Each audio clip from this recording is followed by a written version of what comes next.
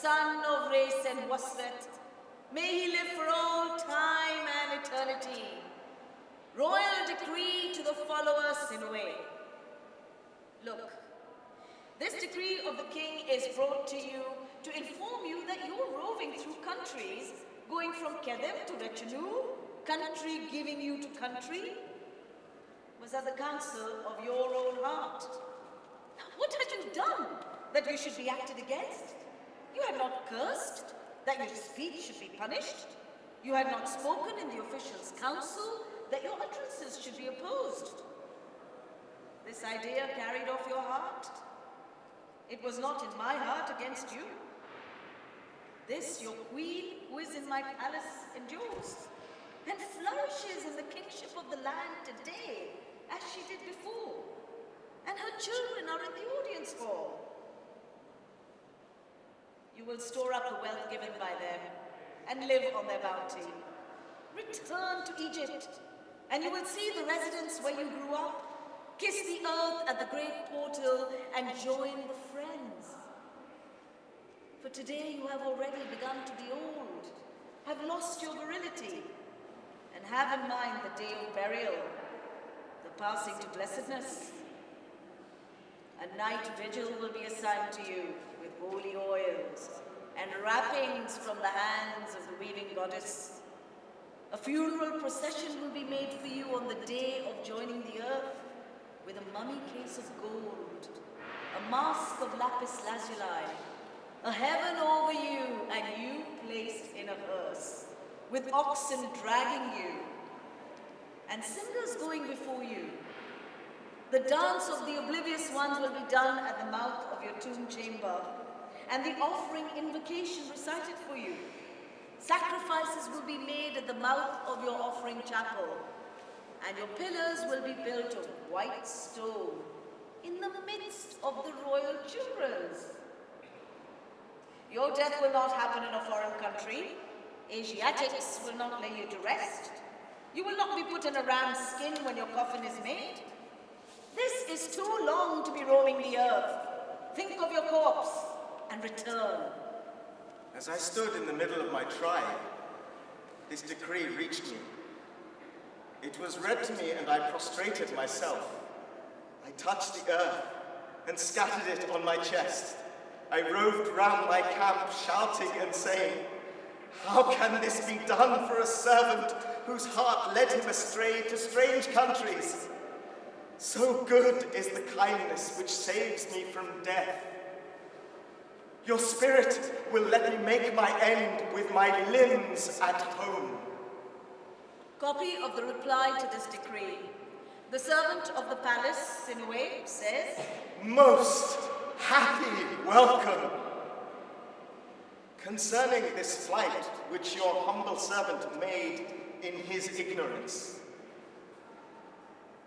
it is your spirit, perfected God, Lord of the two lands, which is loved by the sun god and favored by Montu, Lord of Thebes.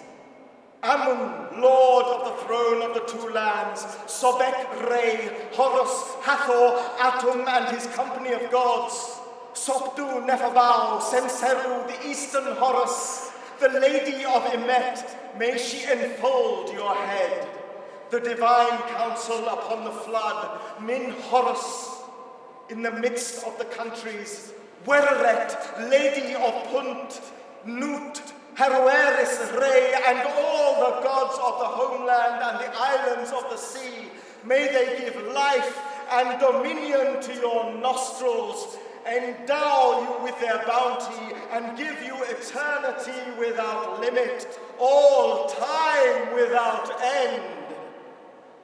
May fear of you resound in lands and countries, with the circuit of the sun curbed by you. This is the prayer of a humble servant for his Lord, who saves from the west. The Lord of perception, perceiver of the people, perceives as the majesty of the court what your humble servant was afraid to say. It is like an unrepeatedly great matter. O great God, equal of the Son God in understanding, someone who willingly serves him. Your humble servant is in the hand of him who inquires after him. These things are placed at your disposal. Your majesty is Horus the conqueror. Your arms are mighty against all lands. Now, may your majesty command that he be made to bring the Meki man from Kedem, the settler from out of Keshu, and the menace man from the lands of the Fenku. They are rulers who are well known, who live by love of you, without calling retinue to mind. It is yours, even like your hounds. This flight which your humble servant made, I had not planned it. It was not in my heart. I had not thought of it. I know not what parted me from my place.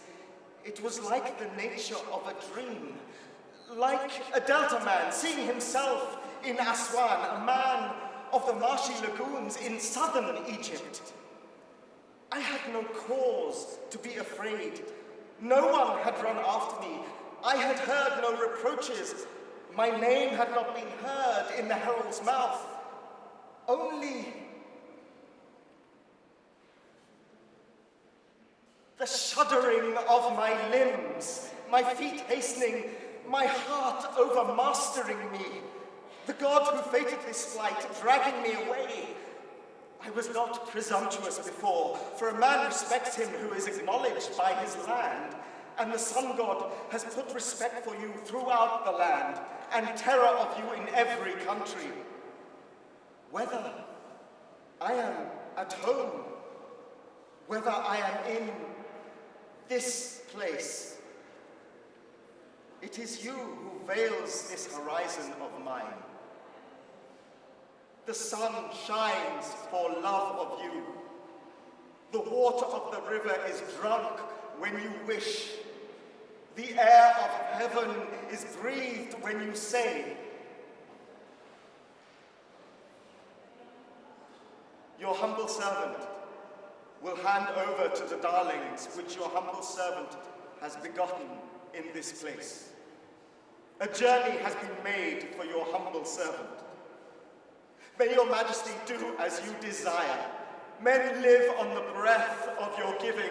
May the sun god Horus and Hathor love these your noble nostrils, which Montu, lord of Thebes, desires to live for all time.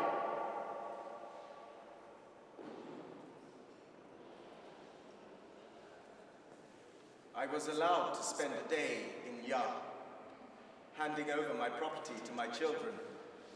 My eldest son was in charge of my tribe, and all my property was his, my servants, all my cattle, my fruit, and all my orchard trees.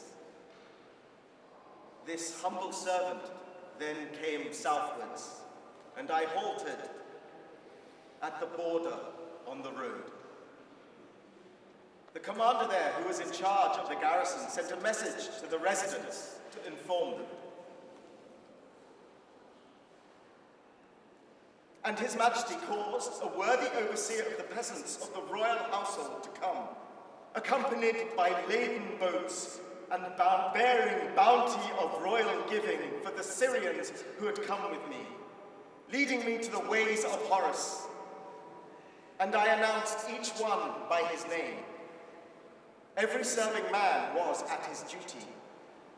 I set sail with kneading and brewing beside me until I reached the harbor of Ichtawi. When it was dawn, very early, they came and summoned me.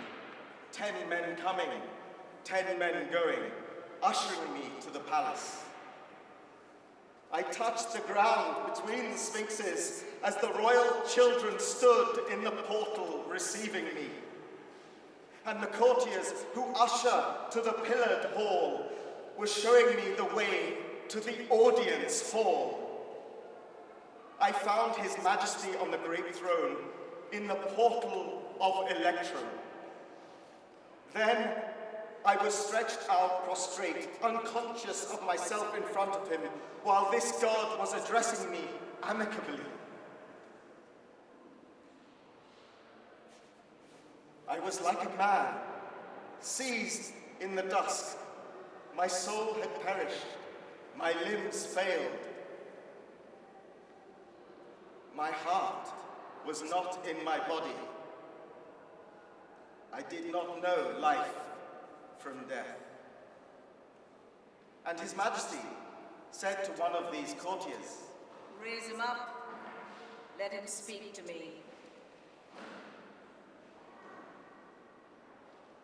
and His Majesty said, Look, you have returned after roaming foreign countries, after flight has made its attack on you. You are now elderly and have reached old age. Your burial is no small matter. You will not be laid to rest by barbarians. Act against yourself no more. You did not speak when your name was announced. Are you afraid of punishment? I answered this with the answer of a frightened man. What does my lord say to me that I can answer? For this is no disrespect towards God, but is a terror which is in my body like that which created the fated flight. Look, I am in front of you, and life is yours. May your majesty do as he desires. And the royal children were ushered in, and His Majesty said to the Queen, Look, Sinue has returned as an Asiatic, an offspring of the Syrians.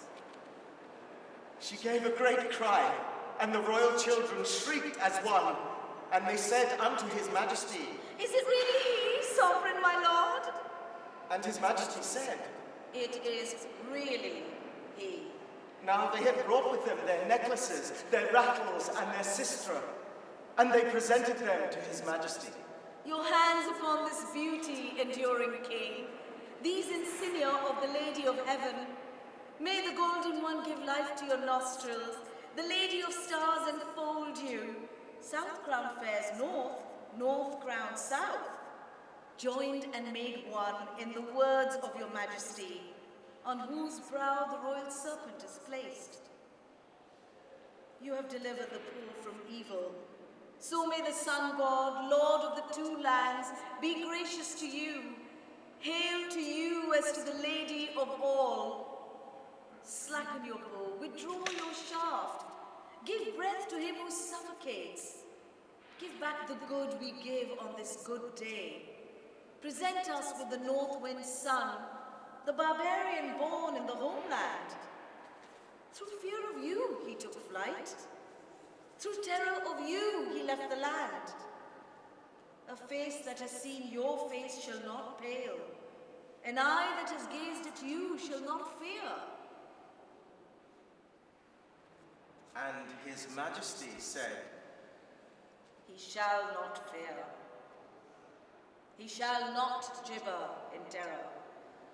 He will be a courtier among the officials, and he will be appointed amongst the entourage. Proceed to the robing chamber to attend on him. I went forth from the audience hall, with the royal children giving me their hands, and afterwards we went through the great portal. I was appointed to the house of a prince, with costly things in it, with a bathroom in it, and divine images of the horizon, with treasures from the treasury in it, clothes of royal linen, myrrh, and kingly fine oil, with officials whom the king loved in every room, and every serving man at his duty. The years were made to pass from my limbs. I became clean-shaven, and my hair was combed. A load was given back to the foreign country, and clothes back to the sandfarers. I was clad in fine linen. I was anointed with fine oil. I slept in a bed. I returned the sand to those who are upon it, and the tree oil to those smeared with it. I was given the house of a governor, such as belongs to a courtier. Many craftsmen were building it. All its trees were freshly planted.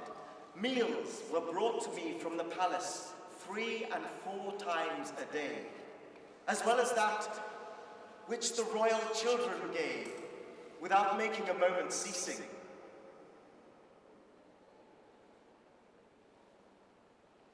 A pyramid of stone was built for me in the midst of the pyramids. The masons who construct the pyramid measured out its foundations. The draftsman drew in it. The overseer of sculptors carved in it. The overseer of the works which are in the burial grounds busied himself with it. All the equipment to be put in a tomb shaft, its share of these things was made. I was given funerary priests. A funerary domain was made for me, with fields in it and a garden in its proper place, as is done for a chief courtier.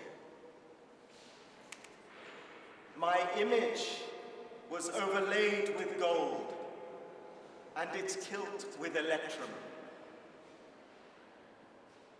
It is His Majesty who has caused this to be done. There is no other lowly man for whom the like was done. I was in the favors of the king's giving until the day of landing came. So it ends, from start to finish, as found in writing.